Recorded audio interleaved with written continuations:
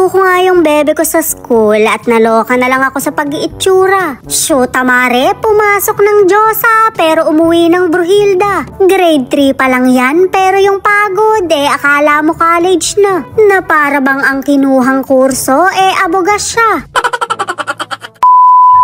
Manunundo nga lang ako ng anak pero nakasarap-sarapan pa na para bang makikipagtagisan sa mga kananay ko. Well, sugar daddy ko naman talaga yung sumusundo, umepa lang ako. Kahit naman lasinggera ako, nagpapakananay pa rin ako. Pwede namang both at magaling ako sa multitasking. Nakakita nga ako ng ice scramble kaya bumili ko. Namiss ko tuloy mare yung pagiging estudyante ko. Kung hindi kasi ice scramble yung tinda, palamig na sago-sago. Ngayong tumanda na ako, ibang sago-sago na. Sharp kaya.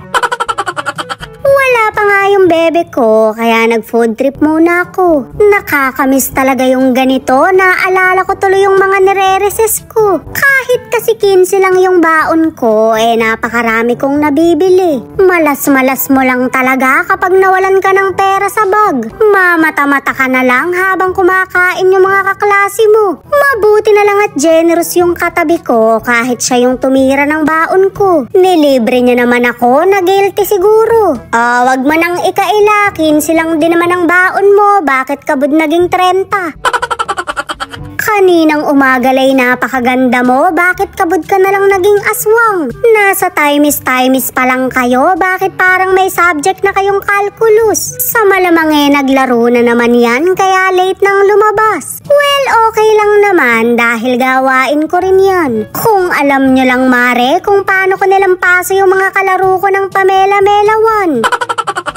Dumaan nga muna kami sa palengke para bumili ng gamot sa kilikili. Alam nyo na mare, takot tayong mag-amoy tinapay. Sarap-sarapan pa man din ako, inaanghit naman ako. Napadaan nga sa Silveran yung anak ko, kaya nagpabili ng singsing. Napakabilis kausap nung ama dahil binilan agad. Samantalang ako rin 13 taon nang naghihintay abutan ng singsing. What if layasan ko na kaya yung ama mo dahil inip na ako? Etong sayo. Bumili na nga rin ako ng tuyo na kaamoy ko. Yan ang hindi mawawala sa amin dahil masarap ulit-uliting ulamin. May itlog ka lang dyan, solve na yung kain mo. Masarap nga rin sana yung gatas ng kalabaw pero wala akong makita. Nakatulog na pala yung anak ko sa kasasayaw ng chikading-chikading to. Nandito na nga kami sa bahay kaya ginising ko na siya. Dahan-dahan lang sa pagbukas ng pinto at baka sumayad. Mare, ganito pala pakiramdam kapag sasakyan mo. Pero kapag nakikisakay lang, balagbag magbukas. Na para bang humihiwalay na yung kaluluwa mo kapag walang ingat.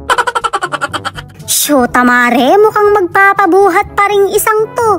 Abay, 30 na ako, iniinda ko na yung likod ko. Ang sabi ko nga'y bumangon na siya at grade 3 pa lang siya. Paalala ko lang ha, hindi ka nag-aabugas siya.